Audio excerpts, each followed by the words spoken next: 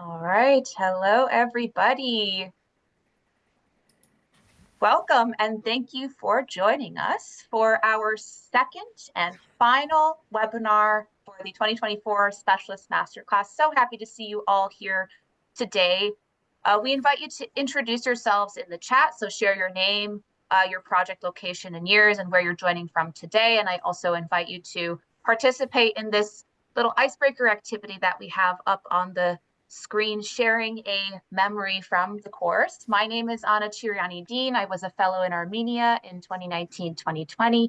I'm the Learning and Development Manager for English Language Programs at Georgetown University, and I'm calling from Seattle, Washington today, where I'm really leading into candles to get me through this dark time in the winter.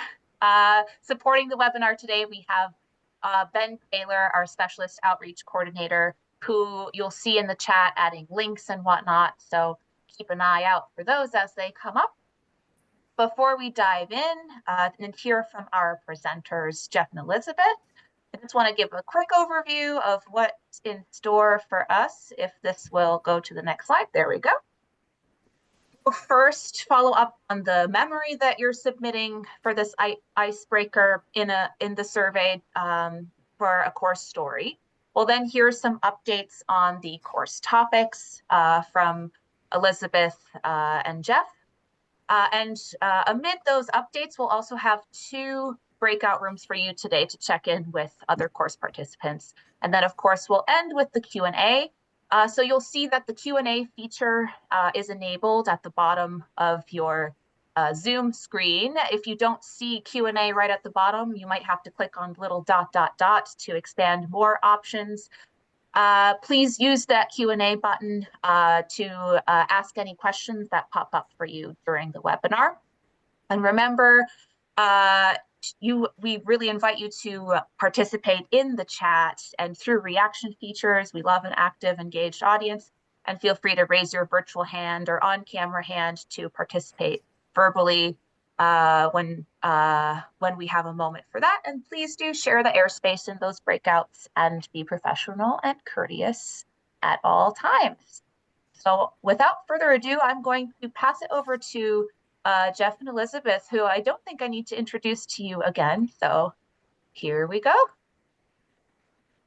Hello, and it's so happy to see so many of you. I still see a couple of memories coming in, so I'm just going to give it just another minute for anyone who's still typing. Before I share our course story, I have with me today Sylvie, and if you looked really closely, Sylvie actually makes a little appearance in our course somewhere in the videos. And I think that we are almost ready. So let me go ahead and get this going.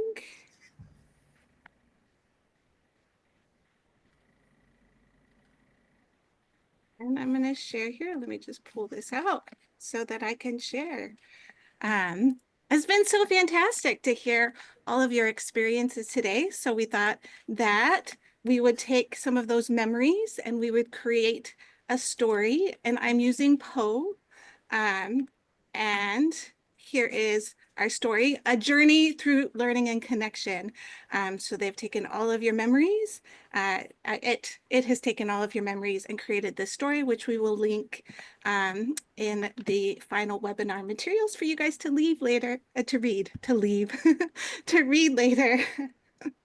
As a reminder of all the learning that we've had happen throughout this course. Perfect. And let's get on to some updates from Jeff first. Yeah, and so, we wanted to take a quick chance to just do a little bit of updates since the last, webinar. And, I really wanted to focus on this great article from RAM that just came out. Diliberti and colleagues took a look at, AI tools. This was limited to the United States and the K through 12 classroom, but I do think it gives us a little bit of insight into the adoption rate. We seem to hear that AI is everywhere, and everyone's using it. But realistically, the data they're sourcing out is only about 18% of teachers are really using AI at the moment. And as you can see in that graphic there, about 11% of them are using it because it was provided or recommended to them. But there's still a lot of like AI non-users out there. So thinking about going into our next steps, the next workshop, the next training, the next conference that we go to, still being that kind of person out on the edge who's looking at AI tools and thinking about the ways that we can use them. I thought some interesting data that came out of this article too was that English language arts and social studies educators were more likely to use AI, and that virtual learning platforms and chatbots were the most tools being used. And for educators themselves, generating content and adapting content were the most common uses of AI. But what I thought was interesting is on the other side of that, leaders and administrators in education were really more focused on using AI to, quote, make teachers' jobs easier, but they don't really define what that is or how. But there really wasn't a lot of focus on crafting student use policies either. So I think something we can all think about, as fellows and specialists, is going back out in the field and really kind of thinking about there's a lot of non AI users out there, and developing policy is really kind of the weak spot that maybe we need to focus on. And so, just quick update on that research. There's a link in the end of the PowerPoint and the references. You can check it out too.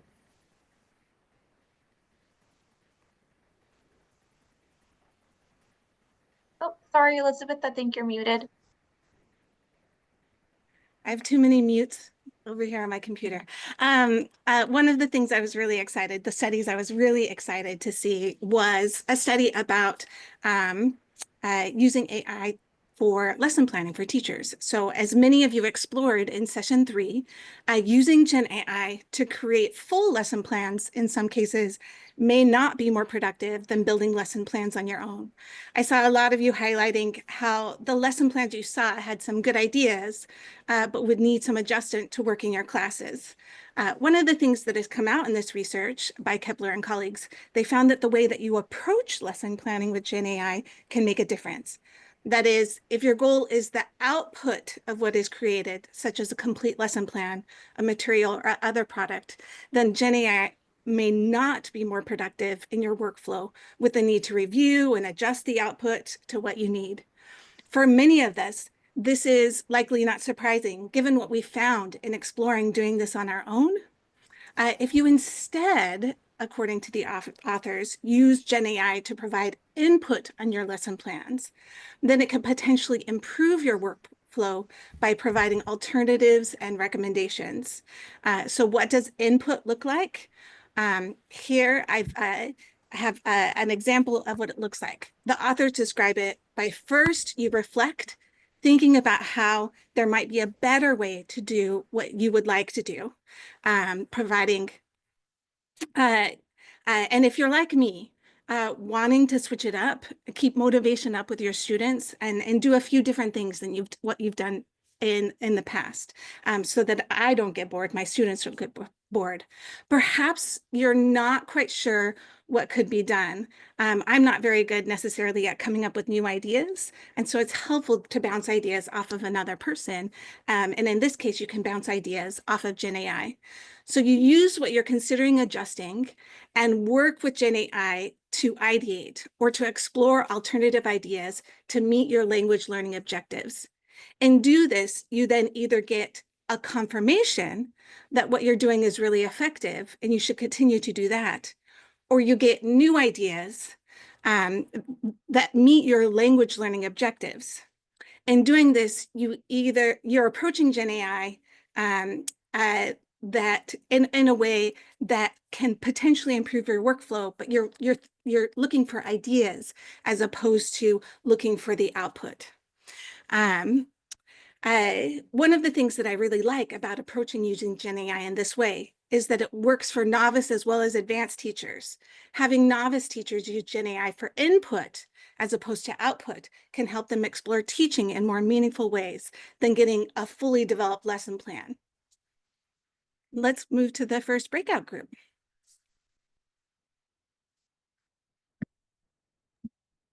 Nope. Jeff, you're Now muted. We're not doing good with them. It's the emerging tech, you know. That's what we're doing today. Yeah, we thought we'd mix it up a little bit today, and so do a breakout group, and then come back for a couple more updates and do a second breakout group, just to mix things up. All right. Thanks, everybody. I'm going to open those breakout rooms now. Should be 3 to 4 people in a room. If you're somehow staff and got invited to a breakout room and you would rather not join, just don't enter the room. You should have an option there. And so this will be a 10-minute breakout room. Enjoy.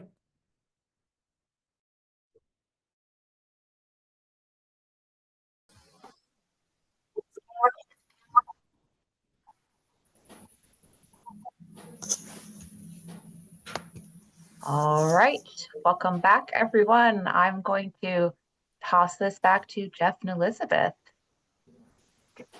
Yeah, welcome back from the breakouts. Real quick before we move forward, I did want to drop something into the chat real quick so everyone can see that. If you didn't see it, Julianne Hamnick dropped a link to an open access book about AI led by the esteemed Carol Chappelle. So definitely worth checking out. I put the link back in there, and thanks again, Julianne, for dropping that into the chat earlier.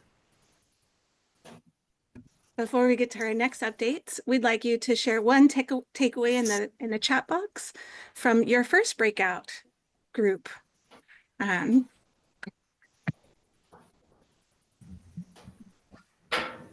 so interesting, Barbara, that you guys all worked in business English and made it in a breakout room together. It sounds like you've made a great connection there. It was fun. It was fun. Surprise.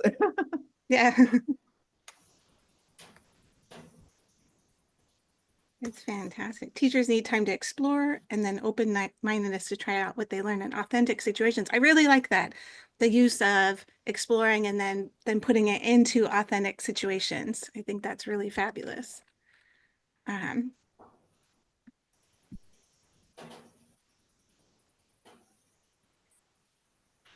There's great ideas coming in the chat. Understanding the local context, I saw that come up. Kelly, I'm coming at this slowly because I've had some microphone issues, so I'm going to speak slowly and raise the volume here. But I just saw, oh, I lost it there. Kelly, I'm sorry if I get your name wrong. Talking about focusing on the process and not necessarily the product. I thought it was a really interesting take. What what are we doing and how are we getting there? Can be really important when exploring AI. Oh, Heather, lack of guidance at the institutional level. I saw that in research that I read just this week that that the K-12 teachers in the U.S. are really struggling with that lack of guidance from their institutions. And there was a great article, sorry, Elizabeth, it is 2013, I believe it was, in the New York Times about that very issue, but it was Chromebooks. It's every time there's a technology innovation, there is that we're not getting the training, but we're getting these demands to use it. And teachers are often caught in the pinch, right? Yeah, that they throw the technology at us without properly prepping. It's yeah, fantastic. I think we're ready for our next set of updates. Starting with Jeff. Yeah, and talking about that, technology, we've seen this before, but there's been this project with the United Nations about everyone online by 2030, and we're making gains across the world, but still access inequality is going to be a very significant issue. And again, I think as global educators, people who are connected into cultures and communities of educators across the world, this is something where we can advocate for and think about that, those universality targets, as they're saying, of how many people over the age 18 have access to the internet, how many businesses, how many schools, and you can see on the map there where those gaps still lie. And so advocating for, when we think about AI, we also have to think about the internet infrastructure that runs AI, and making sure that there's equal access to internet infrastructure, online resources, online materials, because we're going to just see as we've seen before, people with more access are going to get more opportunities. And so, how do we bring those not online? And currently, that sits right around 3 billion people or so, 2 billion people at the most optimistic, who have no internet access at all. What's going to happen to them in an AI-driven world? And what can we do to advocate on their behalf? I think that also brings up a really good point as to whether or not we want to have an AI-driven world. that's completely driven by AI, considering these kinds of things. Okay, but moving on to my next update. So in session 5, we introduced an adapted version of the AI assessment scale. You see this there at the top. And in a recent publication, the implementation of the scale at a university where, like many of us, the faculty were quite concerned over our students using AI when not allowed, was explored the implementation of this assessment scale. So in this study, the authors found a reduction in AI-related instances of academic dishonesty after they implemented the AI assessment scale across the university. So the authors attribute this in part to a better understanding by students, not only of when they can use AI, but also the consequences for improperly using it.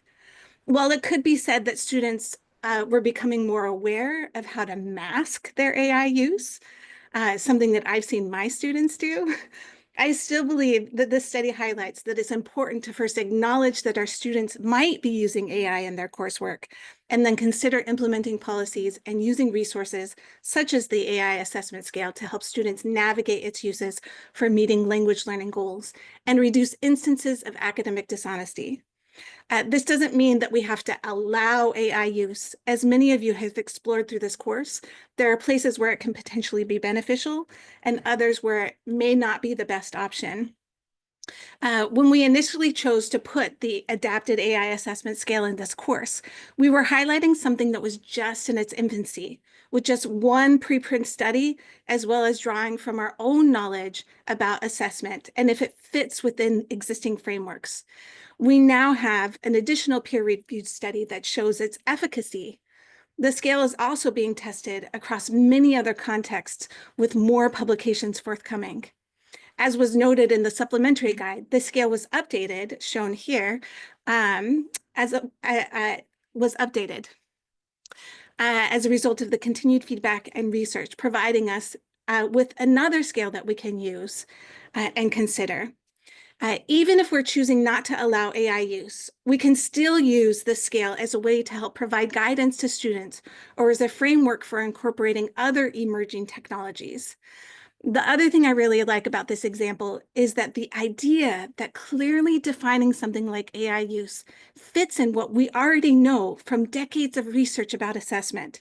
It reminds me that incorporating emerging technologies is not any different than incorporating other things in the past. I can still draw on my own expertise about what good teaching is.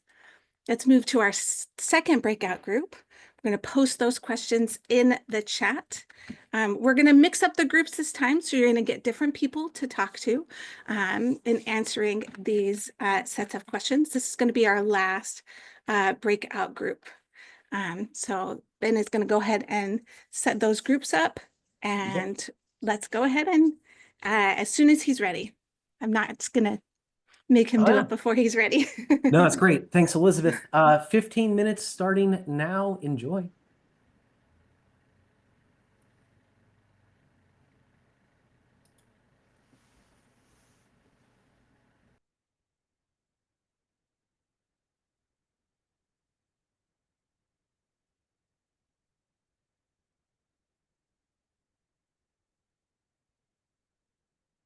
All right. Welcome back, everyone. Like last time, we invite you to put a takeaway in the chat. And I don't know if Elizabeth and Jeff, you want to comment on any of the takeaways that are rolling in once they do.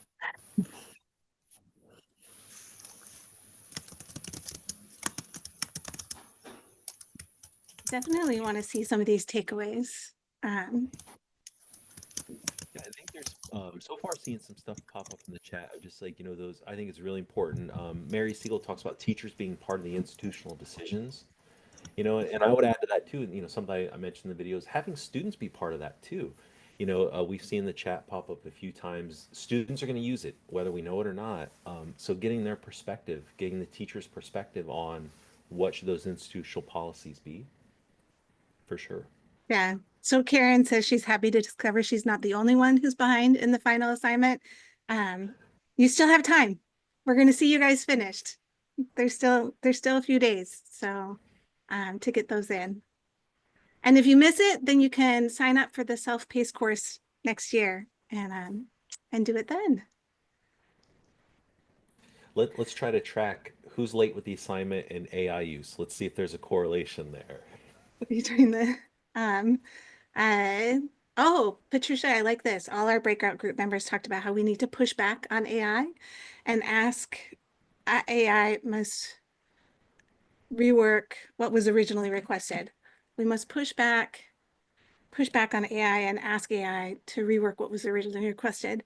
I interpreted this, it might be different. I interpreted this, we need to push back against using AI with everything. And Jeff and I are big proponents of this, only using it when it's actually appropriate. Don't use it for everything. And just because it seems like everyone is adopting AI doesn't mean that's the reality of what's actually happening, because I don't think that's the reality of what's happening. I think we all are exploring AI. I think our students are all exploring AI, and we need to understand our local context and move away from that sort of hype of AI is so great. AI is permeating all of our education.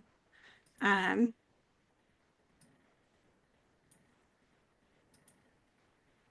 Well, I thank you so much for all of these takeaways that are still rolling in. I want to move us now to our Q&A segment because I'm sure that you all have questions you want to ask Jeff and Elizabeth based on your conversations.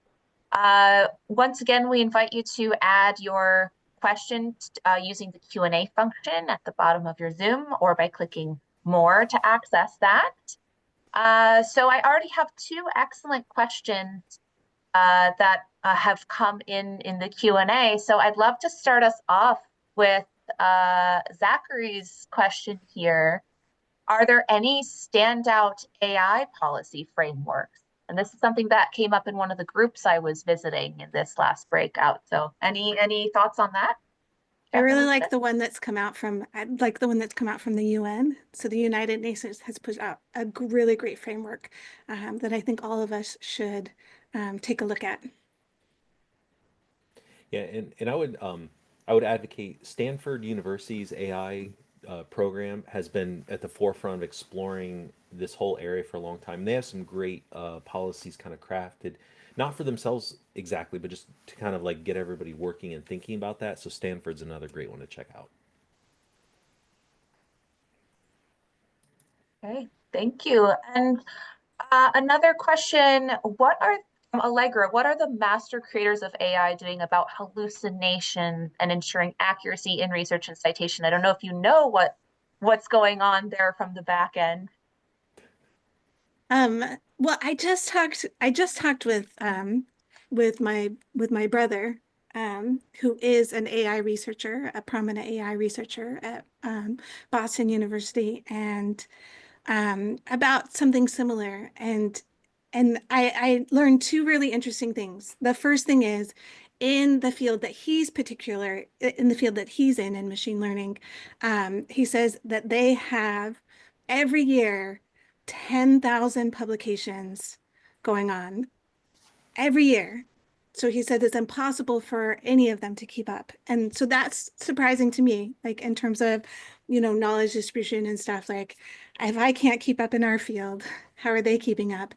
And then the other thing is that a lot of what's happening in sort of the black box of what happens once you put in the input and you put in the output is not really publicly available. So because we don't really know what's happening, due to a lot of factors. And one of them is we don't actually understand what's happening. He's like, the calculations are becoming so complex that it's nearly impossible for anyone to really understand. We can say that the companies are saying that they're doing stuff about hallucinations and reducing hallucinations, and that they are aware of them and trying to reduce them, but that I don't think that they have any motivation to eliminate them altogether, just due to how many people are taking it as it is with the hallucinations and using it and doing use cases. I don't know. Jeff, do you have a thought? No, I think it talks to the shift that we've seen with technology a long time ago, where it's like, for a lot of companies, it's minimum viable product gets released and then gets refined over time, right? Back in the day of CD-ROMs and things like that, your software had to be, spot on. And so I think they're willing to accept a certain amount of like hallucinations and misinformation and incorrect information. Well, we'll keep refining it. We'll keep working on it. So, they, like you say, they have no incentive to correct it. It'll work itself out over time, you know. And I see in the chat, there's actually a kind of a follow-up on hallucinations. If you can explain a little bit more about what those are. And I don't know if that's the question, but can you explain a little more about hallucinations? I'd love to give an example of a hallucination, which I know Allegra has experienced this, but I experienced this a lot with my graduate students. And basically, some of my graduate students, so at American College of Education, I teach graduate students, mostly doctoral classes, but I also teach master courses. And I verify every single one of their references because I think that's a critical part of doing research. And sometimes their references are not verifiable. And that is a sign to me that they've used AI because AI is prone to fabricating references, meaning that it makes them up. And it's good at making them up.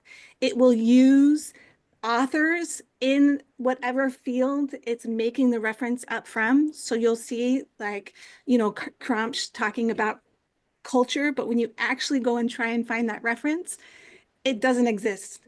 Sometimes the journal doesn't have that volume or issue number. That happened to me a couple of weeks ago. It was like volume issue number 14 and 3, but the journal only had 12 volumes. So it's really good at making up fake references. So that's one form of hallucination, but it's an example. It just makes stuff up. Yeah, and the great example that Allegra shared, and we don't have to get into it, but a very specialized person was able to recognize, like, I would have read that article, I would have known, and I don't know that one. That's what we're running into, and I think that's the thing about that literacy. In if unless you're a specialist with a very critical eye, it's going to be very easy to get through that. You're a teacher grading 80 assignments, you're probably just skimming the references, right? But now, how do we do that due diligence, right? Unless you're me, I'm grading 80 assignments and checking all your references. All right, thank you. Thank you for that. We do have a more of a comment about research on the effects of university-wide adoption of an AI assessment scale here in the Q&A. Oh, on the reference, it is in, I think they're asking the question, can we have that reference to the AI adoption style? So it is in the PowerPoint at the end. So when they put those slides up, you will be able to see that reference and be able to go to it. So thank you. Thank you for asking that question. It is in the references of the slides, which will be posted. All right, excellent. So it looks like there are no open questions here at the moment. So I invite more participants. If you'd like to ask a question, please do add that to the Q&A. And here's a new one from Matthew. Any thoughts on Google's Notebook LLM? Do you have experience with that one, Jeff and Elizabeth? Quite a bit. So I think, Google's a data company, but I think one of the things that's nice about Notebook LM is that they don't use what you put in to train their data set, so it is a little more self-contained. Something I did early on was I took all of the scripts from our course and dropped them in there and had it spit out information. I think it's a great way to like summarize large chunks of information, and it's something I've done. I mentioned this in one of the groups. I forget which one is. I've been taking a lot of the newsletters that I get from different professional organizations and dropping them in. I use a desktop version that's very similar called Chat with RTX. It's kind of similar to Notebook LM.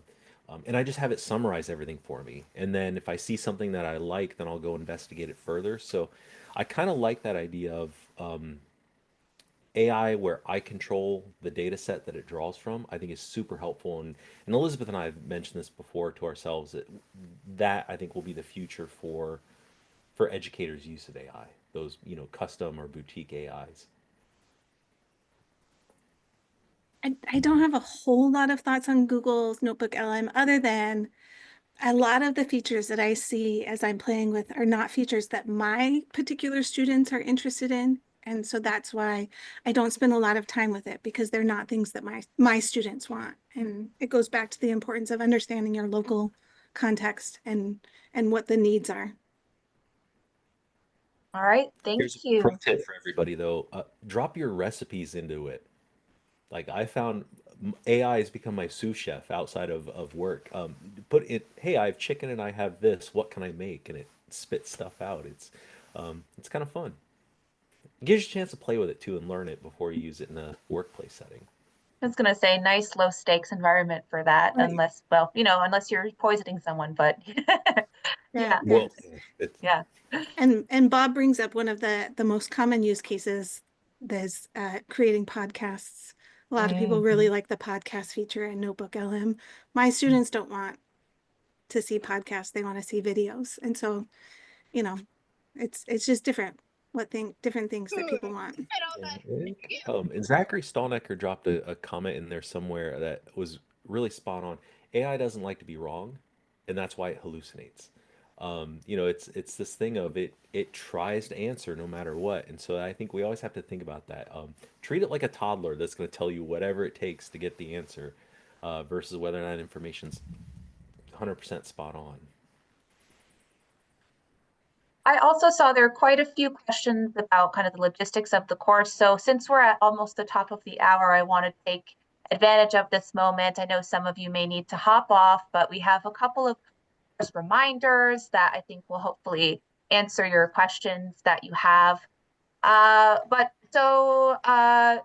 webinar recording, as well as the slides with all the links that you're asking for, will be available after the session. We'll share that soon. A reminder that all materials that were created for this course, not necessarily anything that is, linked to within the course that isn't our property, but anything in this course is open access. So we encourage you to share materials from this course if you would like to use them for your own work. Final assignment is due on December 13th. But we realize it is a very busy time, so please do reach out to us at courses@yaleprograms.org if you think you might struggle to meet that deadline. We're happy to chat if you need more time. And a reminder that you will receive the course survey once you've completed the whole course. That will come through in your congratulations email. So we really want to get as much feedback as we can on the course. So please do fill that out once you receive that course completion email. Hey, Anna, can you say what time on December 13th the course will close? There's no specific time. I would say midnight Eastern or midnight at the end of the day, wherever you are, is the time that the course will close. And I also want to mention that the course will not completely disappear. You'll still be able to access the course materials at the end of the course. So you'll still be able to download everything, look at the videos, look at the discussion boards. Those will remain a great resource for you. And on that note, I want to encourage us all to stay connected. We have created a collaborative space for ongoing discussions and access to other course participants' final assignments. As those are rolling in, we're triaging and adding them to a shared folder where you can take a look at what others in the course have done. So I think that we'll be sharing a link to that in the chat. I also encourage you to reach out to each other privately. So if you connected with someone in the course, I recommend, you've chatted with them in the discussion board, want to keep the conversation going. Click on their name or their profile image, navigate to their profile, and then select message to send them a direct message. And then, of course, when posting any highlights or blogs or alumni impact statements or resources on the COP that are related to this course, be sure to select the Specialist Masterclass tag for your post so that it will appear on the Specialist Masterclass page, which I think we're also going to be linking here in the chat. And now I'm going to pass it over to Ben. My computer is a little bit slow here. It's not letting me change the slide. Here we go. For some general program updates. That should be coming up. All right, there we go. Yeah, great. Thanks so much, Anna. Folks out there who are alumni or current participants will be happy to know that if you're interested in sharing some of the amazing work you've done or are doing on your English language programs project with the broader TESOL community in the US, we do have alumni conference grants available. Those are currently available, and it's a great way to talk about your experience, deepen your connection with our programs, and meet new people that are interested in what you've done. So there's that right there. And then next slide, maybe. The other thing to let folks know, if you know anybody who's interested, I'm not going to name her, but the person who turned me on to English language programs is in here right now. And so thank you so much. You know who you are. Alumni continue to be our greatest source for new, wonderful participants. And so please tell folks you know that the English Language Fellow application is open for 2025-26.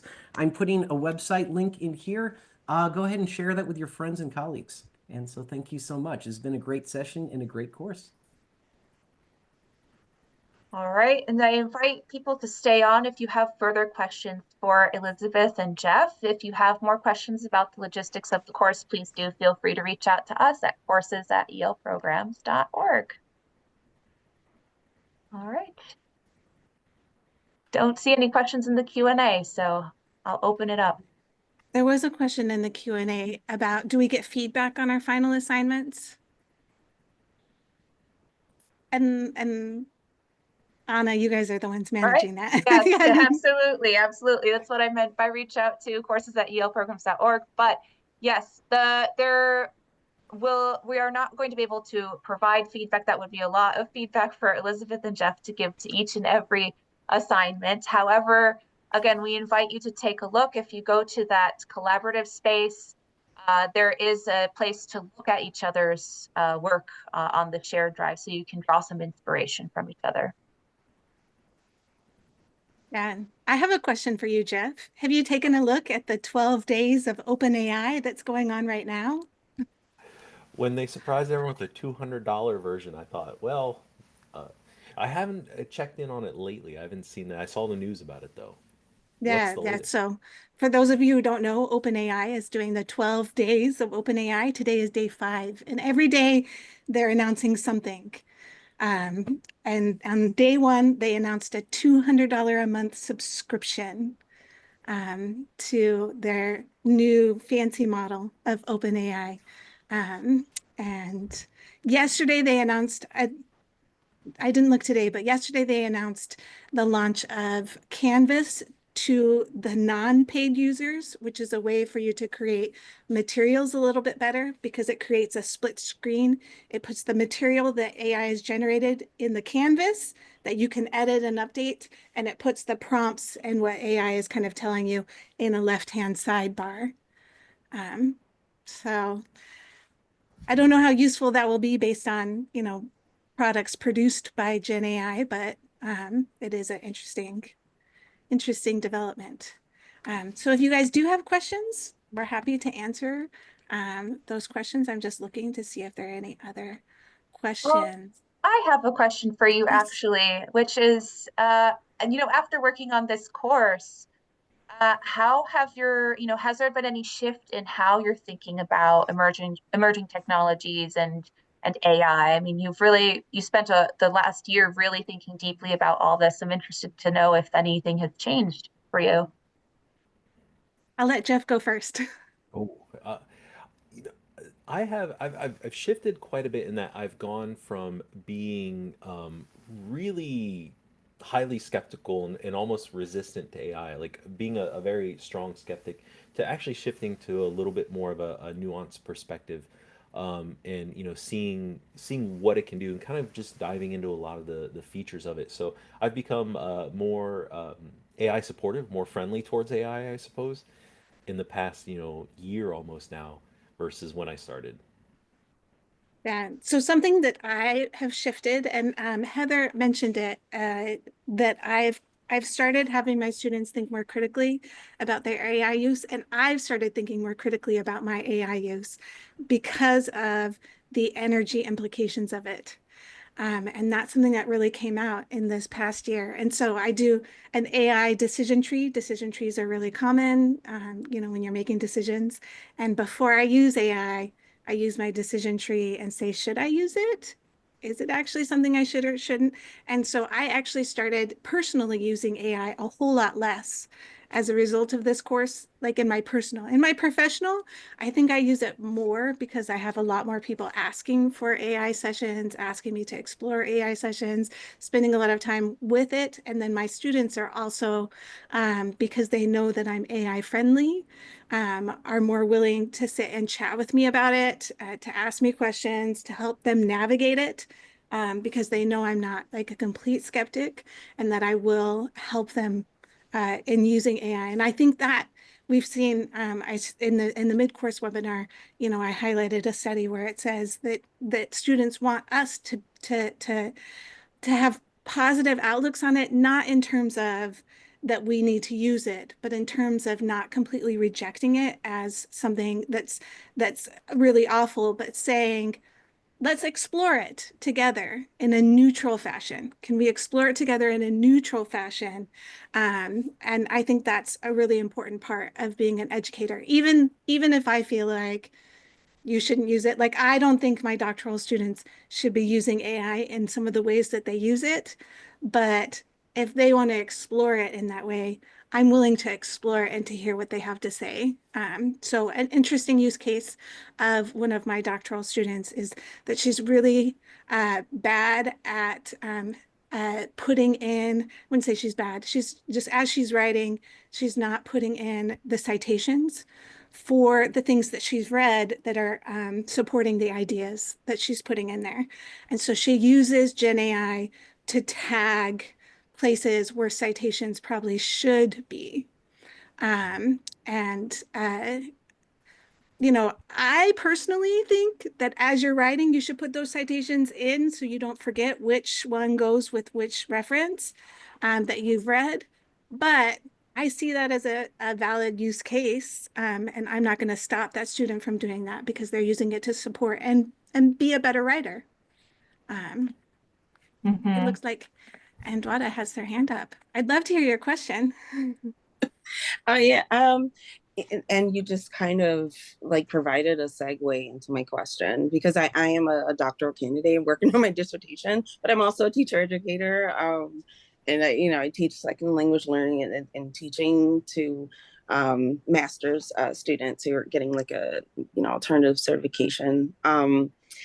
And one thing that got me into using any kind of AI, chat GPT and everything, was learning about the ways that other people with executive functioning issues and like ADHD in particular, how they've used it to help them just do the things that, organizing ideas and, taking all of that.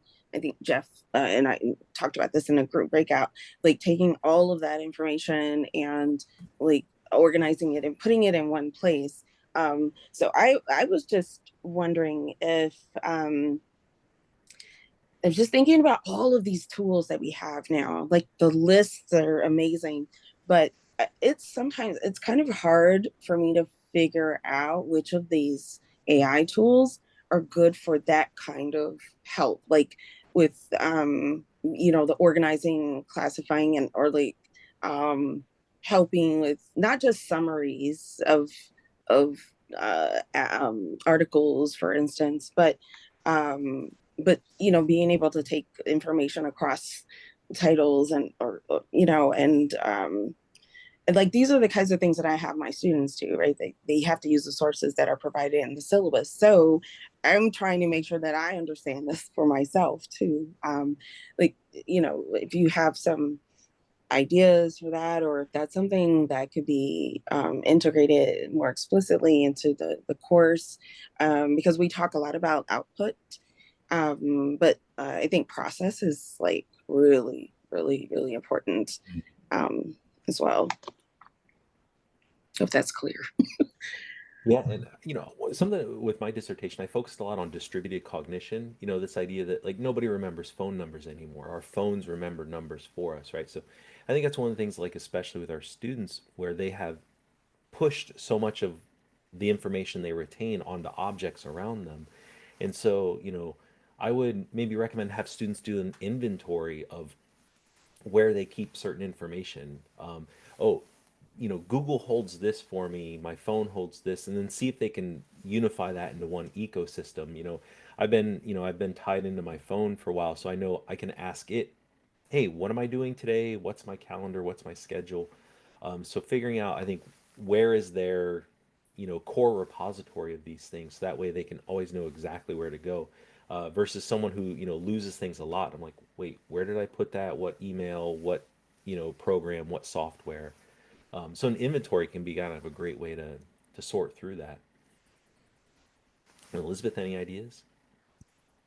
I have lots of ideas for organizing information, so we could be here a long time. But one of the things I use specifically for like managing my references and things like that is I use a citation manager. And so I tell all of my doctoral students, if you aren't using a citation manager, you should be using it, because then you can have a central place for all of the research that you've done. You can organize it, you can find it. I put notes in there, I put tags, I can search for it. So that's why when someone says, hey, where's that reference of this thing that you've read? I can just pull it up because I can just do a search in my citation manager. There are a lot of different ones. Universities pay for them sometimes for individuals, for their faculty, for their students and stuff. But if you're looking for an open source one, Zotero, which I will type in the chat, is Oh, yeah. I use that. Yeah. Yeah. Oh, yeah. yeah. The citation stuff, I'm on it. Yeah, it's a really good one. And I think sometimes we forget when it's something we use, we forget, oh, we should tell our students to use this too, that it will help them. All right. Well, we are almost 15 minutes past the hour, and I want to be mindful of everyone's time. Thank you to all of the participants who held on right until the very end with us today. All of your questions were great. I really enjoyed the discussion. And of course, a huge thank you to Elizabeth and Jeff for bringing such a great conversation to us through the course and through these webinars. Wishing everyone a wonderful holiday season, and see you in the course. Looking forward to your final